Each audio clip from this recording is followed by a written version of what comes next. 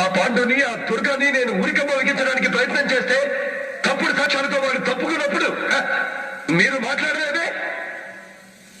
వాడు హంతకులని సాక్ష్యం చెప్పడానికి కోర్టు మెట్లకు వస్తున్న భారతిని కోర్టు ముందే చంపడానికి ప్రయత్నించినప్పుడు మీ గుండె స్పందించలేదే. నిస్సహాయంగా జడ్జి గారు రాజీనామా చేసినప్పుడు, నిర్దాక్షిణ్యంగా నా తమ్ముడిని చంపినప్పుడు, నా కొడుకుని నా కూతుర్ని చంపేశారని భగవద్గీత మీద ప్రమాణం చేయించే కోర్టు గుమ్మంతా భగవంతుడి సాక్షిగా కోర్టు ముందే ఉరిపోల్చుకుని చచ్చిపోయినప్పుడు 2 నిమిషాలు మౌనం పాటించడం చేత కానీ మీరు ఇప్పుడు మీటింగ్ పెట్టి నన్ను ఉరి తీయమంటున్నారా? నంబూద్రి గారు, మీరు నా దగ్గరికి వచ్చారా, నేను మీ దగ్గరికి వచ్చానా? నేను నీ దగ్గరికి వచ్చాను. అంటే ఎవరు భయపడుతున్నట్టు?